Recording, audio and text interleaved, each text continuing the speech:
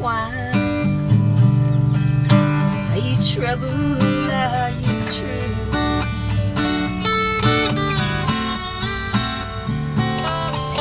Do you trick your eyes to sparkle every time I look at you? Is my hand the only one you like to hold?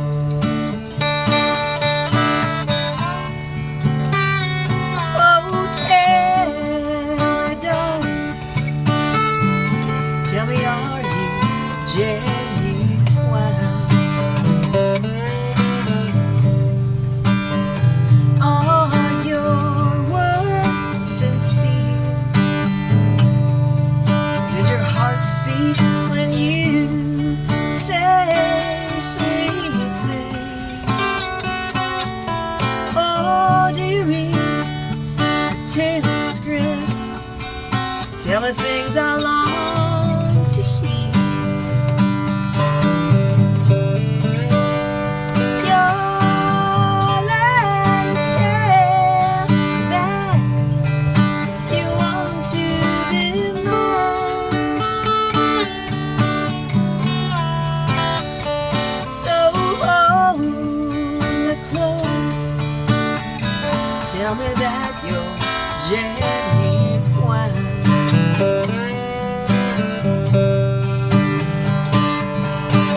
Are you genuine?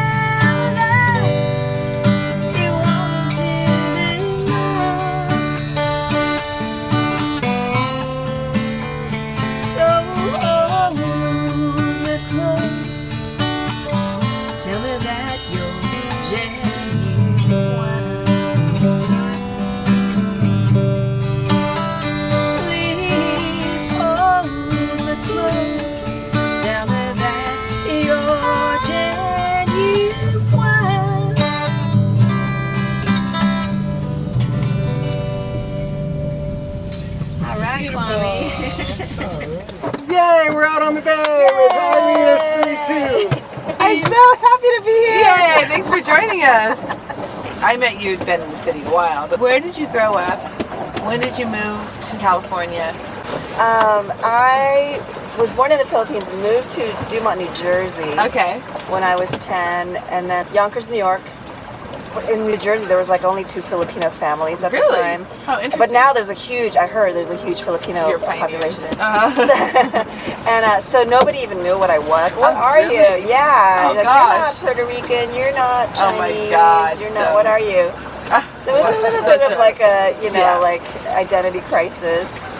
And then we moved to Yonkers, New York. And then I decided I wanted to move to California for high school. So for high school, I lived with my aunt and uncle in Milpitas. Because, my mom, she's like a single mom and she was working a lot. And I heard that there was like the public school in Milpitas was good. So I thought, you know what, I'll just move there. My mom was like, are you sure you want to? Yeah, that's what I want That's to a do. huge kind of gutsy move. Yes. And so, so I moved to California when I was 14. And I ended up going to SF State. And I lived there for 12 years. And I didn't really get into music until, I tried to play guitar.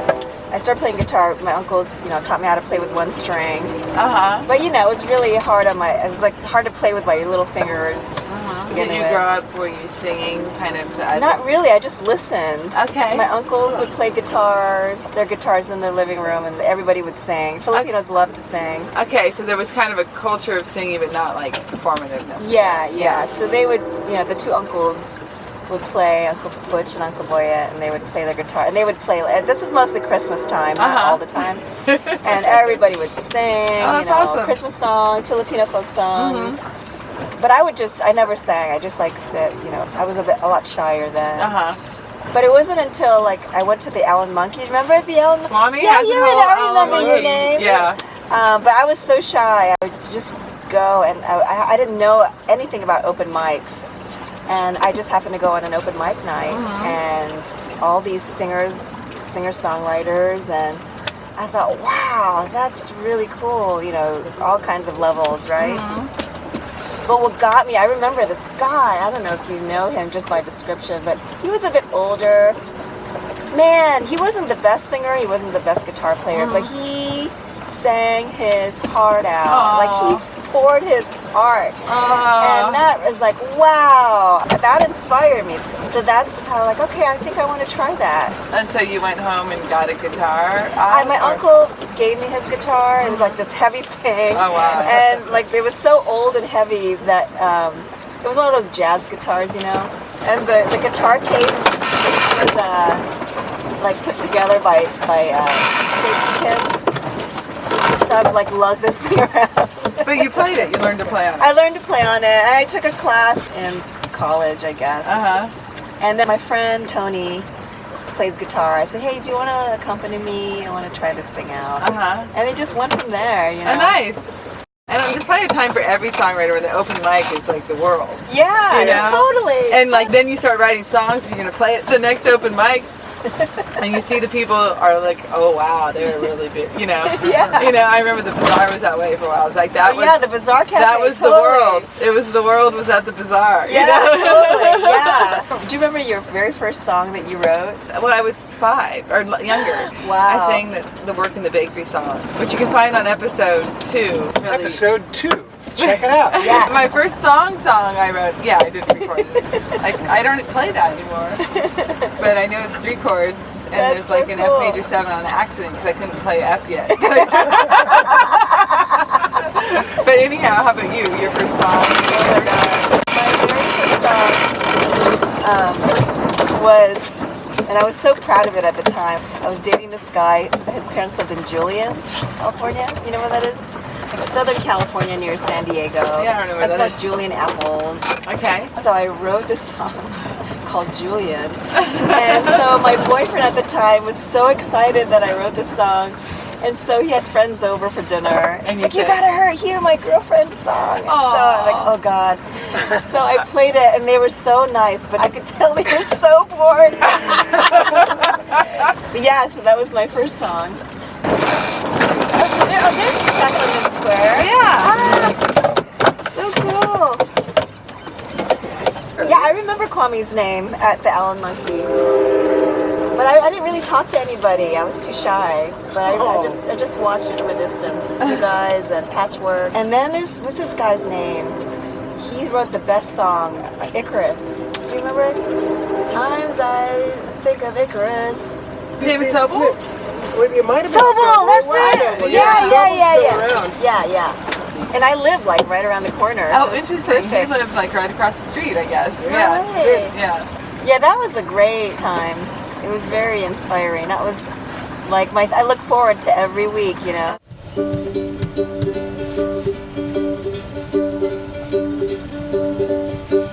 everybody gather around at Albert Brown's. There were lots of stories to be told. Bring your treasure chest of memories, share a joke and shed some tears. It's all happened down at Albert Brown's.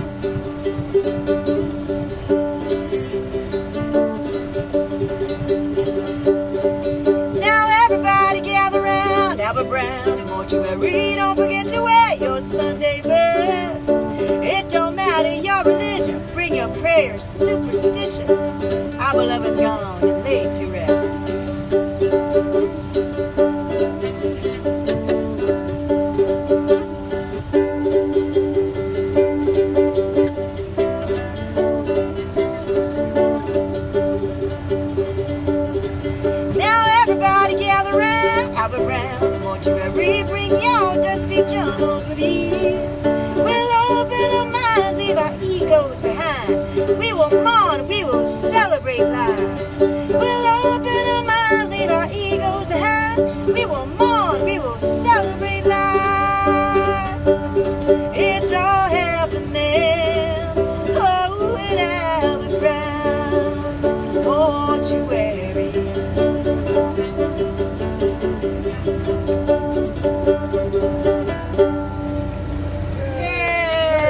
Hey, Albert Brown, thank you for all your services.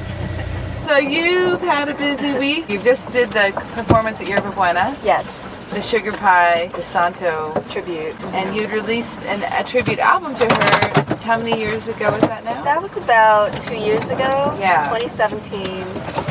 Nonprofit label, Little Village Foundation, founded by keyboardist Jim Pugh. He heard me play at this Far West conference, and I was just playing my ukulele, and you know, he approached me and he had this idea of recording Sugar Pie. Mm-hmm. And I said, sure. I didn't even know who he was. Uh-huh. And he said, you know, maybe we can do some of her songs. You know, would you be interested? They pay for everything, all the costs to record and duplicate and print and distribution. And so what have I got to lose? So I said, sure, let's do it. And we recorded at Greaseland Studios in San Jose. And it was just amazing. And you know, all these top-notch musicians. And it was a good thing I didn't look them up beforehand, because if I did, I probably would have gotten nervous, because they're amazing. Yeah. And, you know, I play mostly my music, which is like Americana stuff. And so this is totally, you know, not unfamiliar, but not something that I usually do. Right. It was awesome. Yeah. And so I thought it'd be cool to do this tribute, because whenever I do my gigs, I usually play like a song or two. So I thought, why not do like a whole show of her music? So I actually had to learn her other songs. But, you know, I've heard her music. I saw her for the first time like 20 years ago at the Rogue Valley Blues Festival in Ashland, Oregon. So that was like, I don't know, 10 years ago. So she was in her 70s already.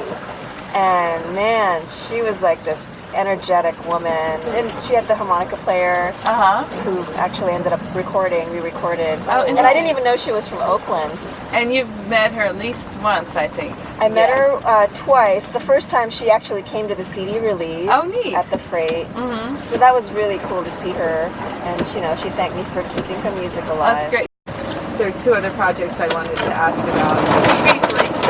One is your main Aireene Espiritu image. Yes. And that's your original material. That's my original material. And your most recent, fully original CD. Put Back Charlie. Was that the last one? Yeah, that's the last. The latest one, original, I should say. yeah.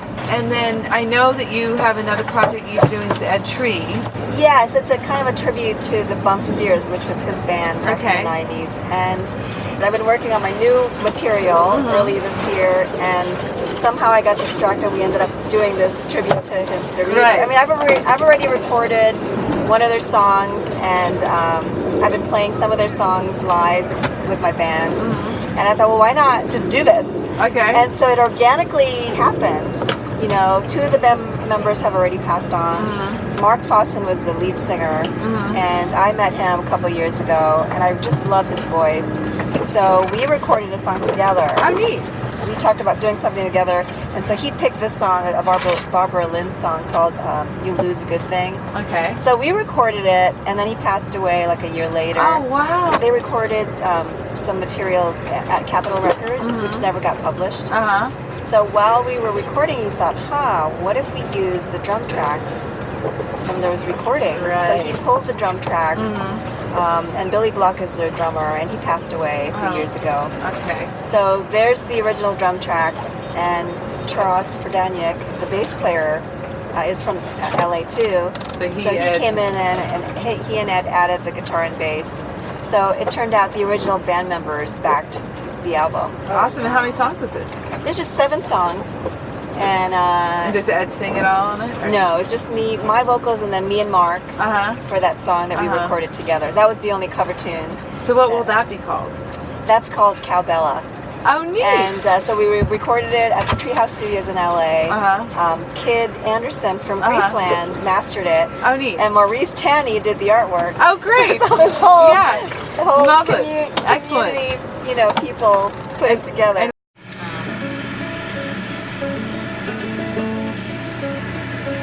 She's got like a little star with a red shoes on. Like a little star with a red shoes on. Like a little star with a red shoes on. She don't mind if I tag her along. She's my lucky star with the red shoes on. Found her in a basket on my front porch. Found her in a basket on my front porch. Wrapped in a blanket, eyes open wide, bundled up with a note by her side saying, have her, love her, keep her for life, for life.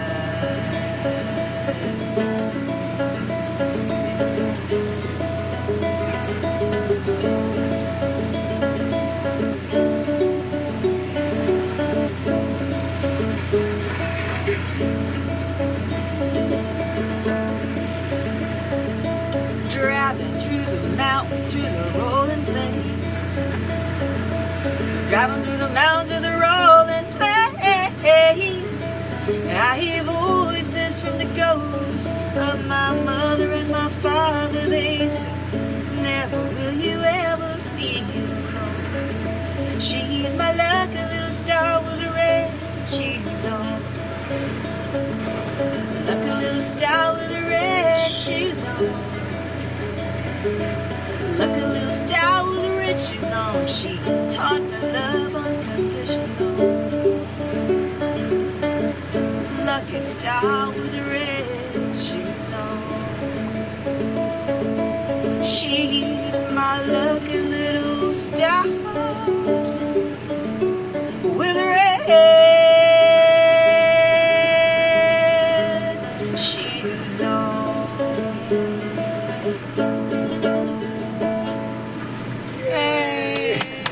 What's the story behind that song? Is there? Oh, the story behind that song, well, what inspired it was just having a conversation about having kids when your biological clock was ticking.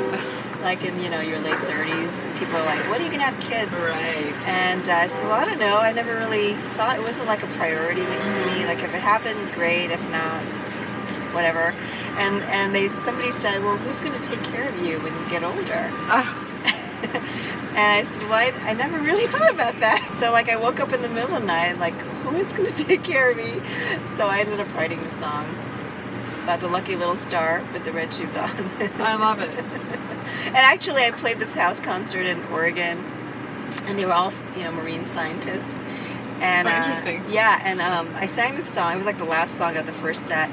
And during the break, they were all like huddled in one corner. They would look at me and then they would like talk and then look at me and then talk. And then one of them came up to me and like, you know, we've been like talking about your lucky little stars. So it doesn't have to be human, right? Can it be a dog? Like, that's what you guys were talking about. Oh, I love it. It could be whatever you want. It could be I your know. dog. It could be your bird. It could be your pet fish. but here I was thinking they were talking about me, but they were just like analyzing The song. Aireene, tell me about Color Coded Symphony. Color Coded Symphony is just something that came about while we were doing one of the, you know, Little Village Foundation shows at the Asian Art Museum, and it's something that's been on my mind. Like, wouldn't it be cool to do a concert in the dark so that people just listen and not judge people by how they look? You know, it's like, how do we get people to be less judgmental and frankly less racist? Yeah. If you want to get down to it. Get down to it. Yeah, so anyway, we were doing this gig, and the program person said, hey, do you want to have lunch? And I said, oh, that's nice. Nobody, like, what venue said, let's have lunch, you know? Right. But she wants to get to know people that are doing the program. Uh-huh. So we had lunch, and her name is Sylvia, And just out of the blue, I just told her about my idea. Like, I just think it'd be so cool to have a concert in the dark, and then people would just listen to this amazing music, and then we'd turn the lights on, and you'd see this diverse group of musicians. And she said, hey, I have an opening in September. Why don't we do it there? Oh, neat. And so this was like, I think, January, February. And, you know, this was just an idea in my head. Right. Just something maybe in 5 years. But she said September. So I had 9 months to put it together. And how could I say no, right? So I knew this ethnomusicologist in LA that he teaches. And so I said, hey, I have a list of all countries. Can you send me audio for each country? Oh, wow. And so But all countries of the world. Oh, wow. And so all countries. Well, almost all countries. So he sent me a list of most countries, and he said, for this country, I don't have music, but you can reference this country.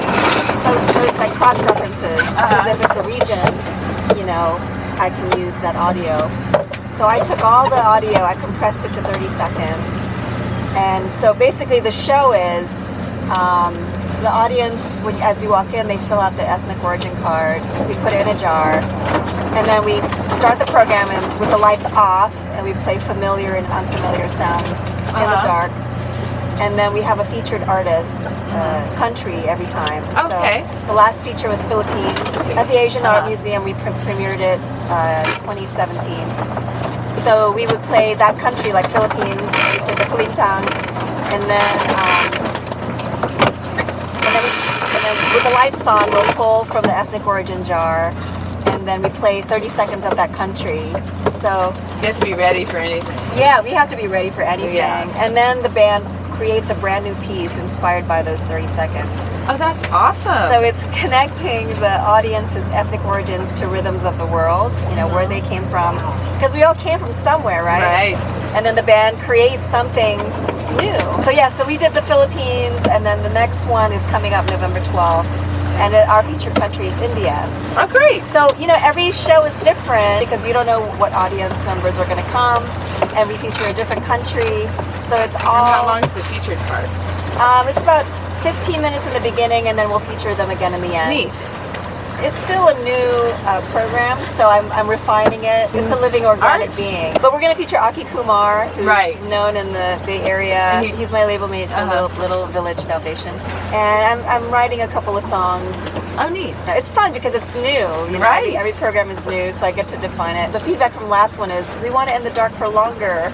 Oh, neat. Play more in the dark. I said, okay. Have you experienced much racial discrimination in your... Absolutely. Yeah. Oh, yeah. I mean, when I lived in New York, you know, like, as a kid, you know, we would hear, I think I only heard it once, but once is enough, actually. Like, go back to your own country. Oh, jeez. And this guy I was dating here in California, actually, told, you know, a Korean guy, go back to your own country, which triggered, like, memories as a kid. Oh, my. And this guy I was dating wouldn't take me to visit his family because he was afraid that they were going to, you know, say something that was, that would hurt me. Oh, God. So, and I'm like, well, if they only got to know me, maybe they'd like me because I'm actually not a bad person. Right, and he wasn't big enough to... Yeah, that really hurt. Yeah, that would be kind of a deal breaker. Yeah, it's like, you know, you don't even know me and you're gonna judge me in a bad way because I'm not white. Right. That hurts. Right. So, you know, but it's not just racism, it's just prejudgment. I mean, obviously we're at an epidemic level in our country right now. Yeah. So. I mean, it's always been there. It's now just come to the surface. Oh, right? yeah. And it's about, you know, just getting to know people. Yeah. I just wondered if you had encountered it in your music life. I wondered about Here. it. It hasn't been, like, blatantly in my face, but sometimes I wonder. Well, this is a great way to take control of that narrative. You know? Exactly. And just to kind of, like, remind people not to assume anything. I love situations where, you know, you're surprised, like you expected one thing, right? And then you're surprised, like, wow, this isn't what I expected. You know, like even just a crabby-looking person walking towards you, So you think they're really grumpy and pissed off, and then you give them a smile, and then they smile back. This huge Yeah, they smile. just needed a smile. Yeah, everybody's got their own internal battles. Yeah. Yeah, just be nice to everybody. Right. Goddammit.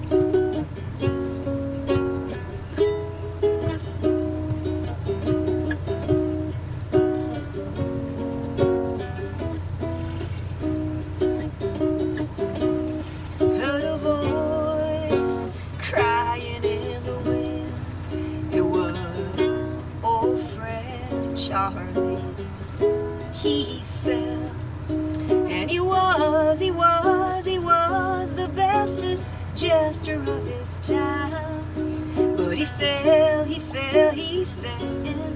a forgotten well. He fell into a deep dark well. Time to put back Charlie. Gather all the pieces now. Put back Charlie together again. And all the king's horses calling all his men. We got to put back Charlie now together.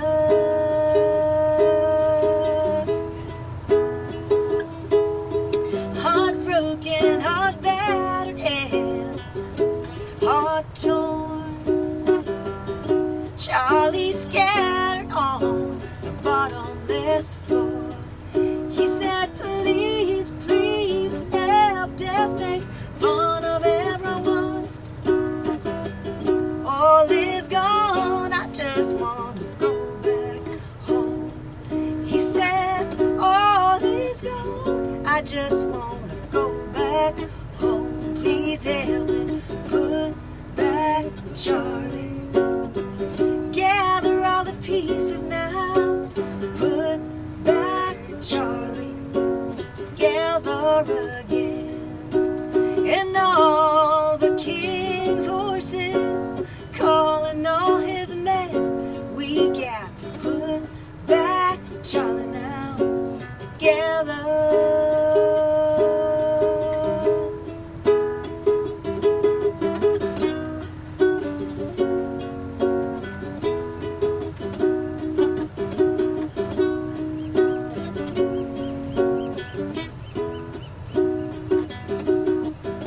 Hang on, Charlie, now.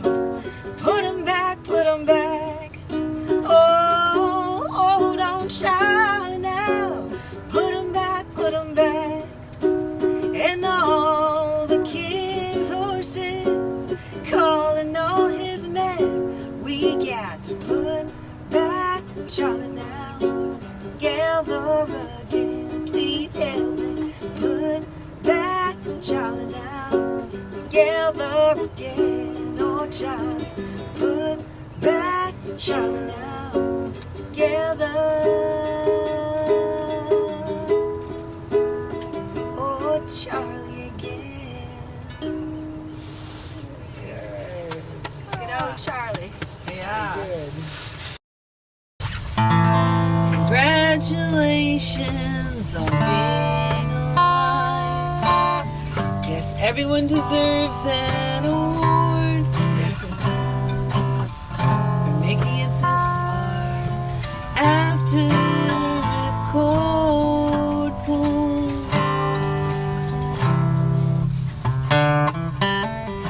Pulled out of the free fall, said hello and welcome to it all.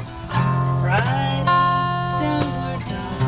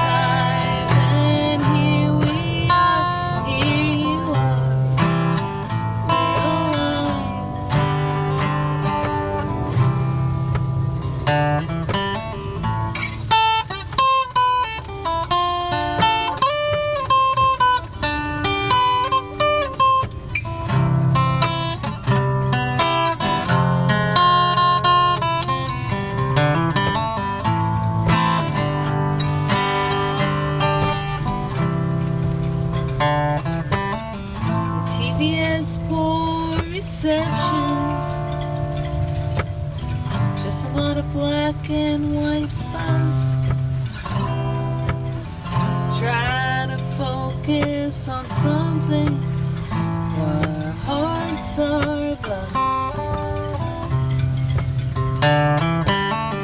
Keep the candles burning.